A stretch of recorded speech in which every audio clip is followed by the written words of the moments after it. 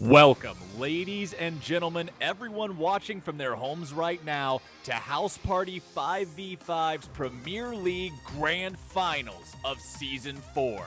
It's down to the last two teams here to show us what they've got on Summoner's Rift to see who is going to be crowned the House Party 5v5 champions. Current champions White Lightning in the blue are going to be defending their title against challengers the Dream Killers in the red. I'm Captain Flowers on the casting desk for the entirety of this series, joined by Deck Club Ace. Deck, how do you feel about this game?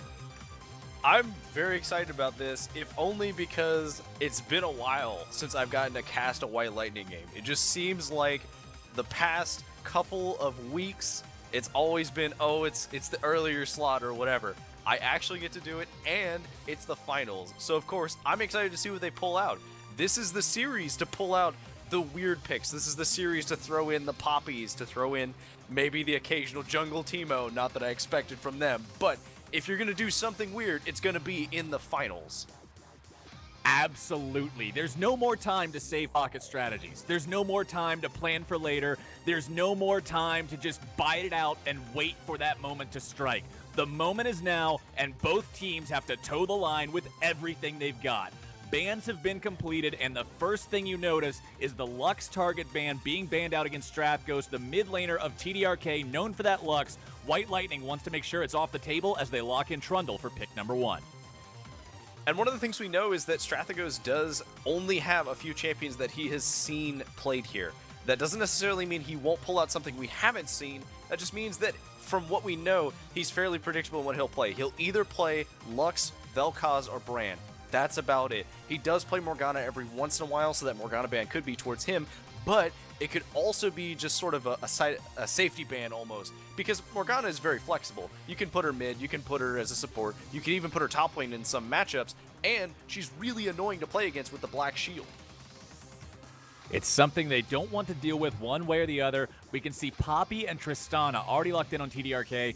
The Tristana, I understand. The Tristana is a pick that you see constantly. She's been a huge contested objective almost of the draft for the entirety of the end of Season 5 of real professional League of Legends play. She's been popular here in House Party as well, but the Poppy is brand new. That's something that has just been recently reworked. A lot of players are saying she's not that great. There's some players that are holding out that she really is a diamond in the rough, and I'm looking forward to see how the Dream Killers end up using that pick. I think a lot of it comes down to the same way that whenever Fiora got kind of reworked, where everybody was like, oh, she's too hard to play now and all of this, but then they realized that whenever you actually add it up, her numbers give her a lot of damage. She has a lot of harass, she has a lot of power. I think Poppy is in the same place. She scales very well from a lot of the items that are currently in the league, and she does a deceptively large amount of damage. Plus, that ultimate is just ridiculous for removing a front line from the fight. Elise and Lucian locked in on the side of White Lightning. When you lock in the Tristana, you open yourself up to some potential lane bullying coming out from the side of White Lightning. And Kuristina on Lucian is an absolute force of nature.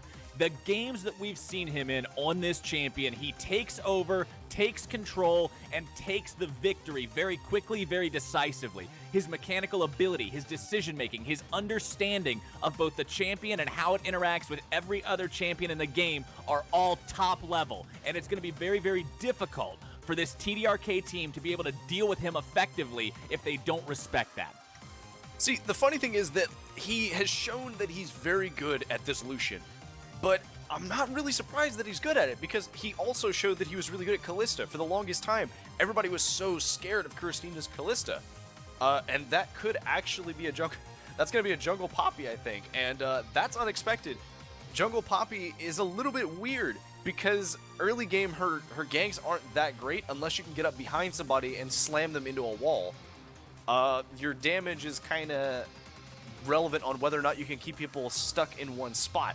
This is all going to depend on what they choose as a mid laner. I'm looking for like a very heavy CC mid laner, maybe even so far as to say like a Brand.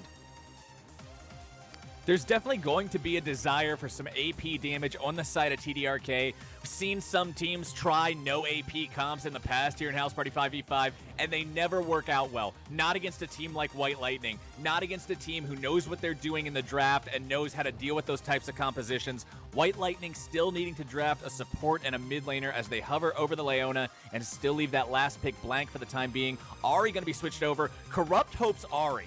All the things that I said during the last picking phase, complimenting the Lucian of Kuristina, talking about his understanding of the champion and his ability to show dominance on it in the lane phase and beyond, all of that applies to Corrupt Hope and Ahri. This is a champion he's proven time and again that he knows how to use, and he is an absolute disaster on for the enemy team. This is a nightmare right now for the Dream Killers. White Lightning has gotten the two champions they want to get on both of their carries. And if these two get going, there's no brakes on this train. See, I think it's kind of weird because if you actually look at the bans coming out from TDRK, they ban, what, 2 supports and Mundo? The thing about Mundo is that he's annoying, but you can play against him by bringing Ignites. You can play against him by bringing things that do good % health damage. Vayne is very good against Mundo. Even things like Twitch, if you build Blade of the Ruined King. If you're willing to be safe and have people protect you, you can kill Mundo really fast. That means that they gave up all of the picks to White Lightning. White Lightning has exactly what they want. They've got their tanky front line in the form of iSenpai on this Trundle and Simkev on the Leona. Chickstig LP bringing out that Elise. We've seen it be a little bit of a hybrid tank. You get a little bit of damage and you also go towards being tanky. And then you just have these two incredibly mobile, keep that in mind, very mobile, high damage targets on people that know how to abuse them. The fact that White Lightning got the picks they want. Chickstig LP is an Elise player. I've seen him play Elise before. I've seen him do very well on Elise before. The fact these guys got both of their carries on their trademark champions, the fact that they've got their jungler on a champion who's going to be able to be effective early on in the game, get into those lanes, and get those two ahead, I absolutely believe White Lightning won this draft. They're comfortable with these champions. They've got the tools they need to make the fights work. They've got the ability to handle themselves in the lane. You've got 2 all-in lanes here, bottom style, in this bottom half of the map.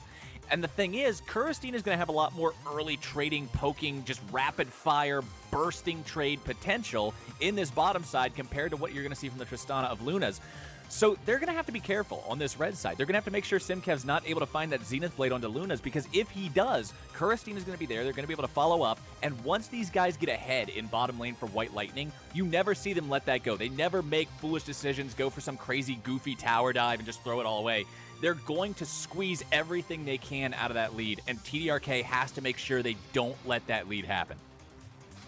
And one thing to say about that bot lane matchup is, currently, I think that while Tristana is very good at taking objectives, I think that her biggest flaw is her laning against some of the AD carries that are popular right now. Because in terms of Lucian, we already know, okay, on the next patch, we're going to be seeing some buffs coming out to Fervor. We're going to see some buffs coming out to a couple of the other masteries, so that the keystones are brought up to the level that the Thunderlord's Decree is at right now. Right now, Lucian uses Thunderlord's Decree incredibly well. All you need is a Piercing Light followed immediately by 2 auto attacks, and you've instantly procced it. So what's going to end up happening is Luna's is going to be trying to trade, and Kuristina's just going to win every single trade. Kuristina definitely has the edge in this bottom side, and we already talked about Strathgos' champion in the mid lane. We talked about how, if he can, he wants to play the Lux. That's where he wants to be in these matches, to have the most impact that he can have, and to be able to put the team on his back and carry this one straight to a win. The fact that White Lightning concentrated their bans in a targeted sort of way, while you see more of these not so targeted where they should be bans on TDRK coming out, means that White Lightning's got more of an advantage just in the draft. And I've talked in the past about it, how important the draft is, how teams can fall so far behind just in this picking and banning phase. And right now, I'd say White Lightning is going to come out with the edge. We're going to have to see if that edge strikes true. Stay tuned. We're about to hop into game number 1. And once we're through this loading screen, it's going to be White Lightning versus the Dream Killers. Game number 1, it's a best of 5 House Party 5v5's Premier League Grand Final. Stick with us.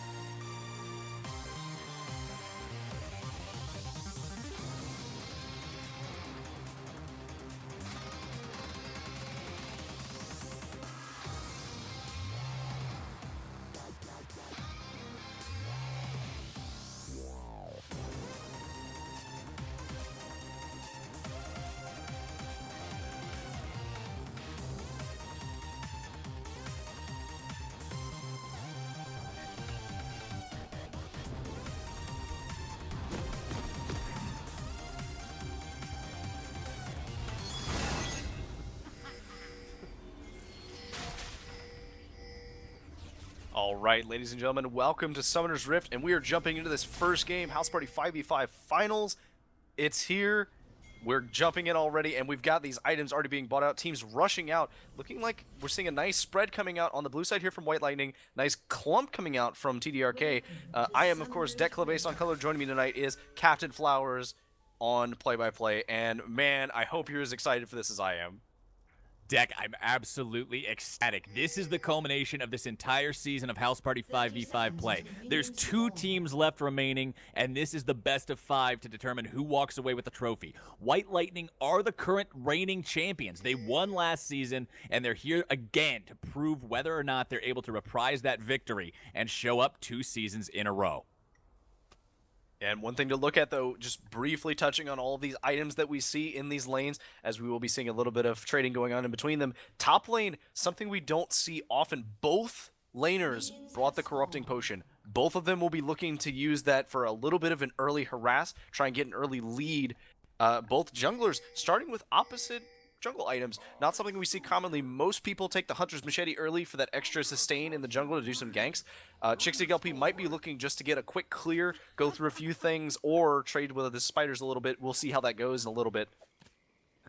The junglers also, not the junglers, excuse me, the top laners, these are both 2 fighter-style top laners. Both of these 2 can go with an Ignite if they so choose. They are both opting for the teleport. They want to make sure they have that mid-game pressure, being able to rotate down towards the dragon, towards the bottom half of the map, and it's ultimately going to be about who's able to make better use of that, who's able to force their opponent away at the right time to force those TPs out at a disadvantageous situation, as Corrupt Hope's able to find some good trades down onto Strathcoast nice and early. Now see, the downside right now is in the top side, Ice Senpai can easily trade with Captain Stevie and keep ahead, because while both of them are doing a decent amount of damage to each other, Ice Senpai with that chomp reduces the AD of Fiora, and that means that whenever he goes in for a trade, his trade is weaker just at the start, is already weaker. Speaking of trades, Kuristina, Simkev, both going to hit level 2 earlier than their lane opponents, and they're putting a lot of damage down onto Wilson Jones early, able to find the Zenith Blade onto Luna Z. Kuristina following up with that damage. Zark into the bot side, able to find the flash, able to try to find the charge, but he's not going to get anything else out of that. When Luna Z taken low, it's Wilson Jones also around half HP, despite the fact that Zark shows up, despite the fact that he flashes to get into that fight, Kuristina and Simkev still come out on top. That's how strong Lucian Leona is. Yeah, that was actually a fantastic flash coming out from Simkev, because not only did he flash before he got hit with the blade, he flashed out of the range of everything else coming, so he took no damage in that trade. They did manage to get a really good trade on the Lunas. He took a lot of damage from that, and he's going to have to play really safe. He's out of potions. There's not much the Thresh can do to help him.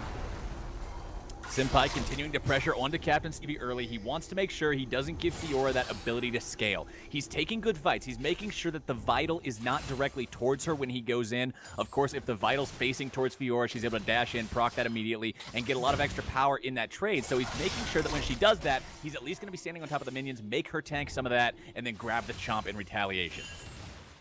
So one thing that we're seeing a little bit of Captain Stevie do is occasionally you'll see him walk out of the range, and I've talked about this in previous games with Fiora. What you want to do as a Fiora player is you want to reset the mark, and the best way to do that is just step out of sight range. It'll fall off, you can immediately walk back into range, and it'll pop back up. But it works both ways. A Senpai can do the exact same thing to give her a less than favorable one. Corrupt Hope continuing to try to pressure in this mid lane. If we look at the CS differences, the farm game being played out across all these lanes, it's very even in the solo lanes, very even in the top lane. The bot lane is the only place where we're starting to see a noticeable advantage, and that is in favor of Kuristina. Chicksig LP looking for that cocoon onto Zark, going to be able to find some damage, but the little guy going to on himself away, going to dash himself away, excuse me, the orb comes down, Strathcoast in a whole lot of trouble. It's going to be Thunderlord's Decree procking. Flash forward will not allow Corrupt Hope to be able to find that Ignite auto attack for the kill. Red team walks away. TDRK still preventing themselves from being thrown up as a death on that board, but they're going to have to continue to be careful. That was oh so close, as now Simkev and Kuristina may be able to find something onto Wilson Jones or Luna. Zenith Blade comes through. There's the stun. There's the damage. Kuristina, rat-a-tat-tat, fires those gats. Simkev now pulled into the turret. That's not a shot he wants to take. So much explosive damage going on from Lunas, but Kuristina returning quite a lot of his own. It's going to be the Ignite comes forward, the flash, the fight. Kuristina taking incredibly low. Wilson Jones stunned up as White Lightning's bot lane forced to run for their lives. They're baiting really hard. They haven't used the heal yet. Simkev and Kuristina want to continue this fight. They know that heal's available. They know they can keep going in. Zenith's Blade is right back up. Here's the stun. Here's the piercing light. That's going to be Kuristina. Finds first blood. That was a fantastic bait coming out from them. They knew exactly how much health they had. They knew exactly what they could do. Zark coming in behind, though. Zark wants to avenge his fallen ally. He's able to find plenty of damage onto Kuristina. Luna jumps forward. That's the heal, able to keep Kuristina alive for the time being, but will that explosive charge take him down? The answer is no. Kuristina survives. Zark and Luna's almost surely going to be able to clean up Simkev. They will do that, bringing this game up to a 1-1 even. Kuristina just barely escaping with his life. I think that's good, though, because Zark got the kill, and because of that, Luna's only got an assist off of that. Meanwhile, Kuristina did manage to get himself a kill there, so he will be coming back to lane with a BF sword and picking up an extra vision ward for himself. One thing to mention, I did just look at Captain Stevie's mastery page because I was curious. He is doing something that we recently theorized was going to be potentially better on Fiora than taking, say, crit or the attack speed from Fervor. People have been going down in this 12-0-18 mastery setup, which is really weird. Oops, Strathagos getting engaged on his Corrupt Hope. Corrupt Hope's able to find the ultimate first, and Strathagos responds with a stun. Chickstig LP there to fire off the cocoon. He won't be able to find the stun with that. The charm connects. There's the orb. Strathagos will not die once again. Corrupt Hope is not in range to be able to drop that ignite and secure the kill. Chickstig LP going to find Wilson Jones in his own side of the jungle. Zark's nearby. Dark Passage comes down. Here comes Zark. Chickstig LP about to be squished like the spider he is. Up and over he goes. Wilson Jones into the backdrop, and that's going to be Chickstig LP making a nice, stylish exit. Yeah, it doesn't matter how good that you are with the steadfast presence from Poppy. It doesn't stop a spider coming back down. Not considered a dash. This mid lane is going to become so much more explosive once both of these guys have level 6. We can see Corrupt Hope using his as soon as it comes online. He wants to take advantage of that 6 versus 5 power spike. But once these two both have that ultimate available and they both have the mana to use their full combos, there's going to be kill potential on both sides. And it's going to come down to who knows the champ better and who plays the fight better. It's also going to come down to who can do the early game damage a lot better, because if you look at Corrupt Hope, he's managing to consistently get Strathagos down relatively low before he decides to use his engages. Strathagos just happens to have good positioning, so he's not taking a lot of damage in returns in the combos. However, he needs to be really careful. If Corrupt Hope can manage to land a good orb reception, get him down relatively low, Strathagos has to play incredibly safe until he has healed up again. Because otherwise, he's going to die whenever Corrupt Hope decides to turn around and ult onto him.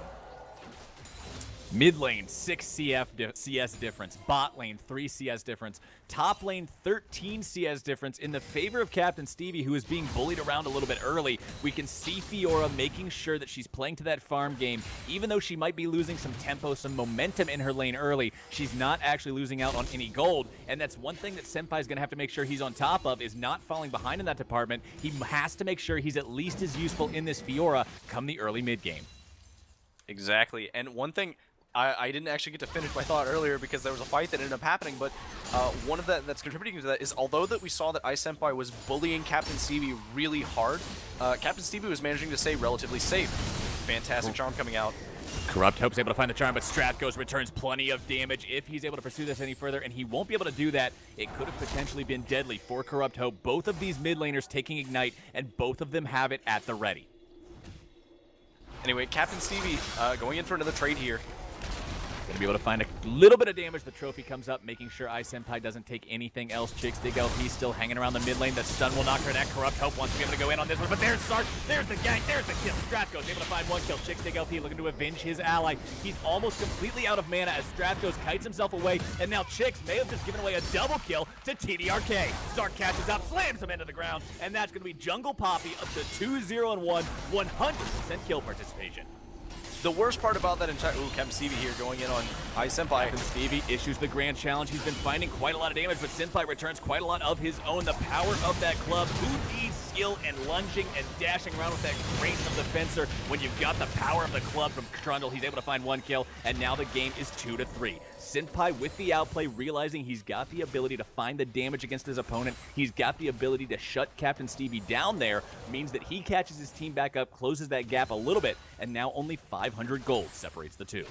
One thing to mention about that mid fight that we saw break out, they almost managed to get Strathagos down, but unfortunately Chickstig LP, when he used the spider bite, he managed to bite a minion. He didn't bite Strathagos, so he didn't actually kill Strathagos with the damage that he would have had.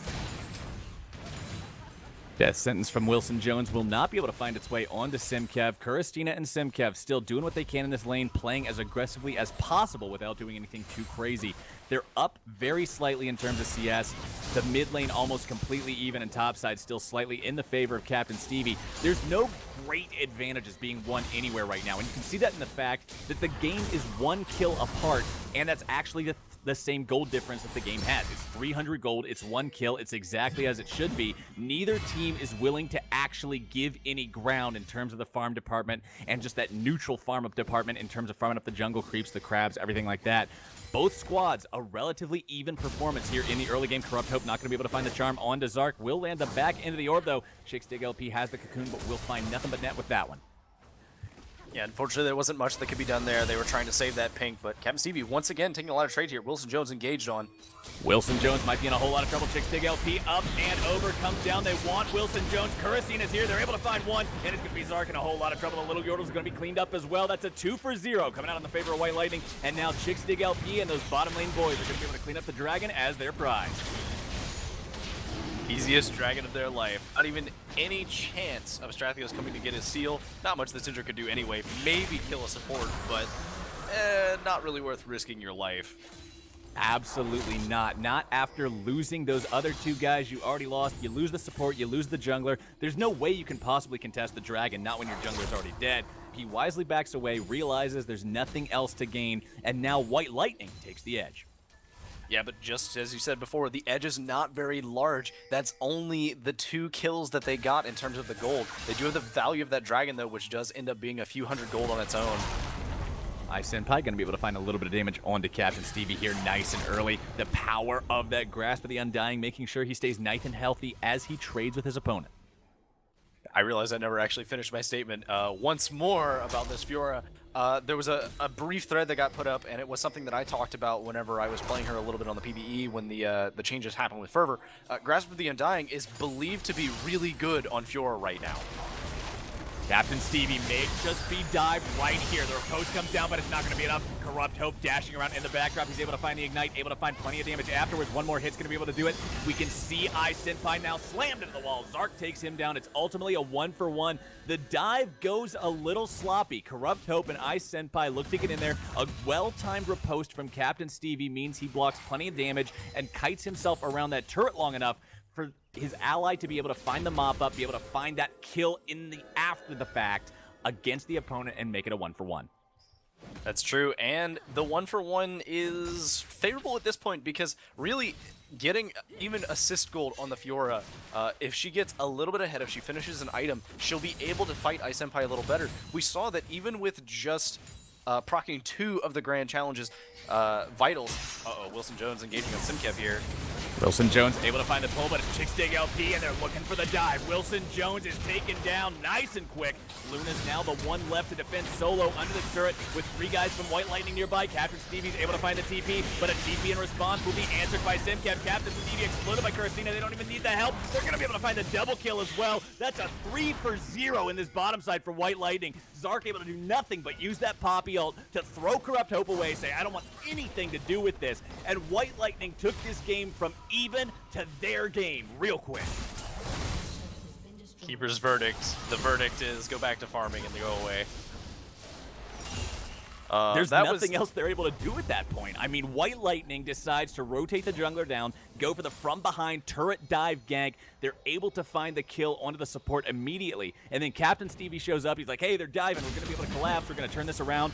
And then they just turn on him and immediately blow him up. The TP comes down from Senpai that forces a little bit of hesitation on his part, which then just leads to him being destroyed for nothing as Corrupt Hope able to pop the ult, trying to find some damage onto Strath. Goes the orb, connects, and Strath finds the stun to keep himself alive. If only barely, though. He does need to be careful. Strathghost, Corrupt Hope, both going to be able to go in. Simkev actually able to one who grabs the kill onto Strathghost. He may have KS'd it from his mid laner, but it's ultimately better because now they've got assist gold and kill gold, and now they've got 3 guys mid lane as well, looking to pressure this one. 4 guys as Corrupt Hope realizes there's no actual danger here, sticks around, and it's going to be White Lightning finding turret number 2. I think he realized he should probably back up a little bit because Poppy is coming nearby, and Poppy can kind of ruin Ari's day a little bit.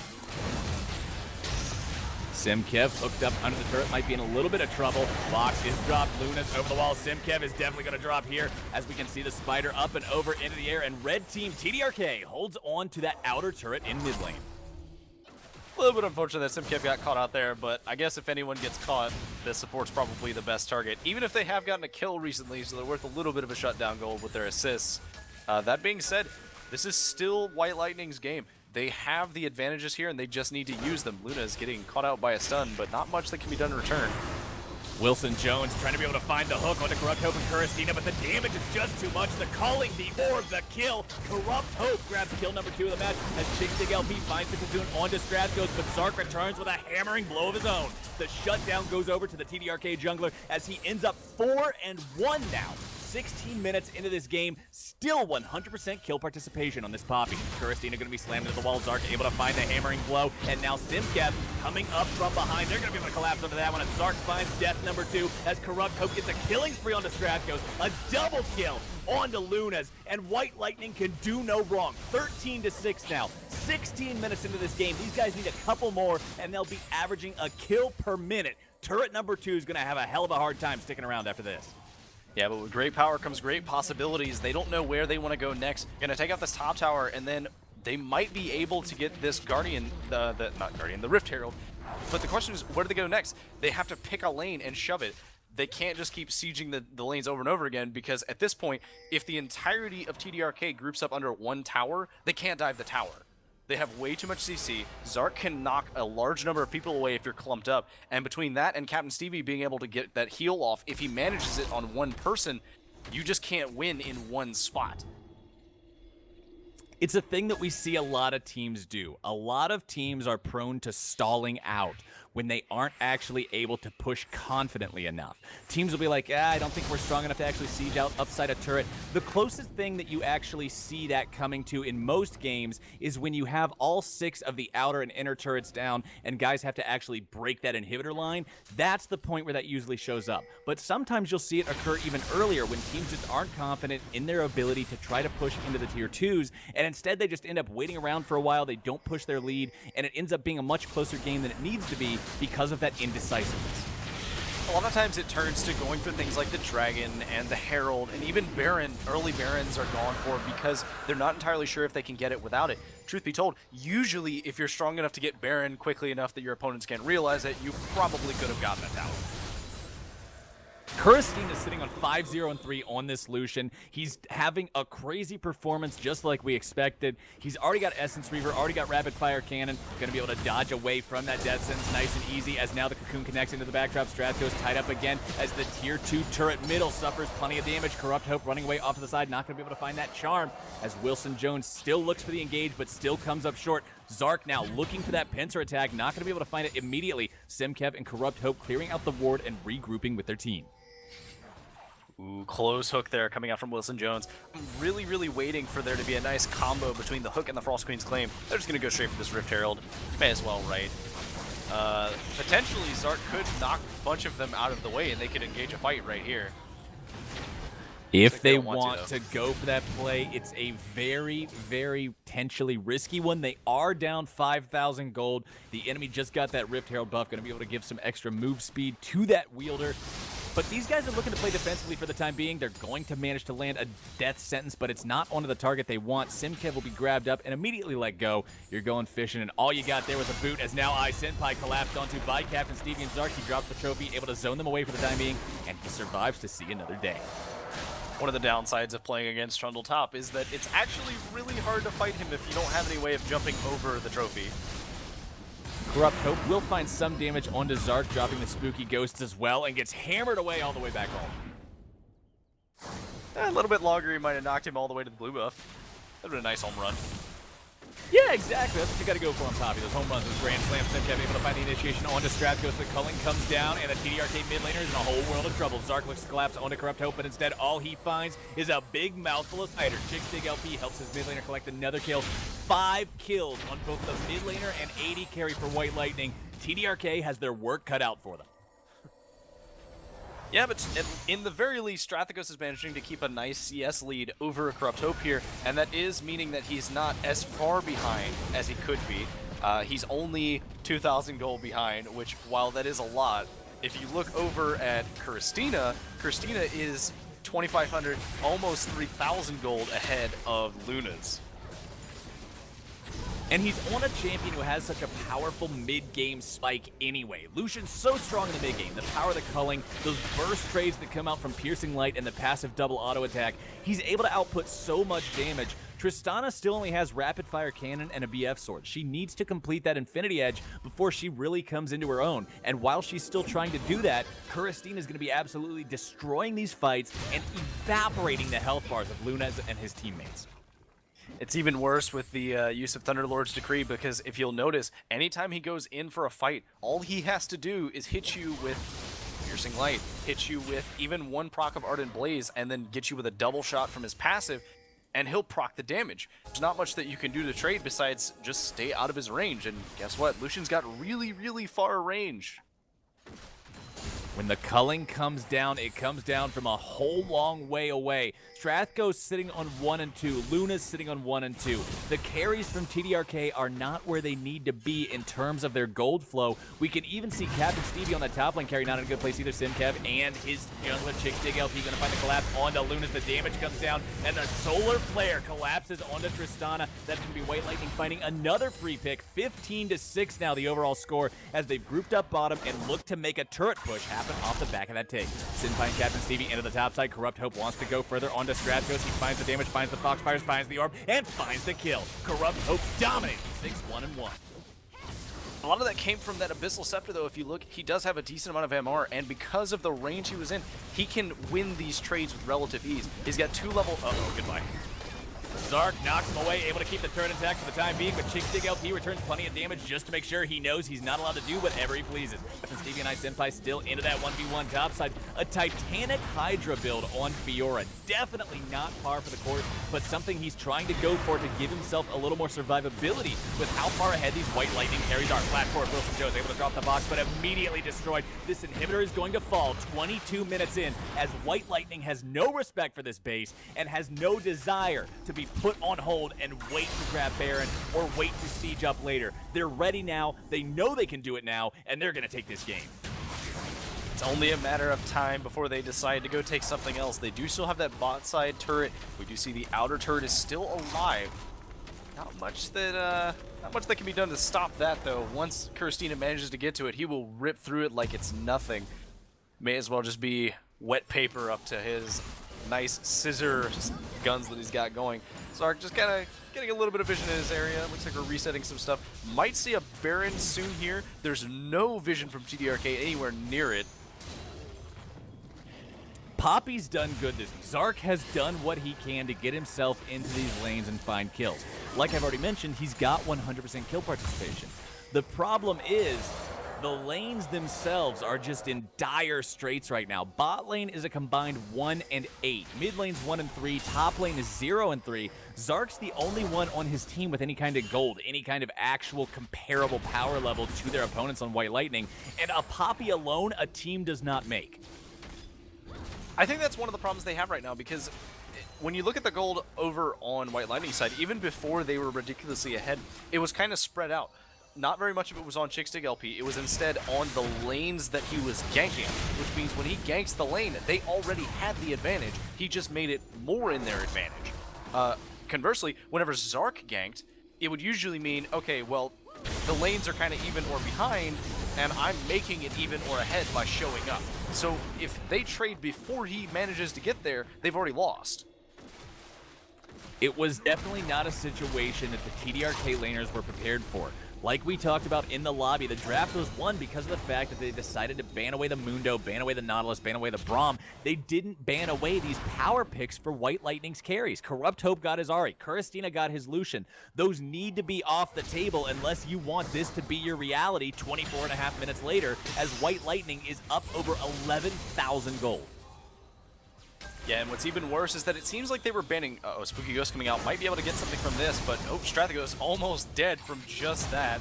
Corrupt Hope stunned up, a flash away from the Deaths, but now Wilson Jones immediately destroyed by Piercing Light. Zark does what he can to try to disengage this fight, but Chasing LP and Kurasina are still ready to return plenty of damage. Kurasina taken incredibly low. Luna's able to not find that kill as he's picked up instead. He tries to buster shot Kurasina away. Corrupt Hope flash forward, able to find the Thunder God's Proc onto Strathghost and pick him up for the godlike spree. Kurasina still alive.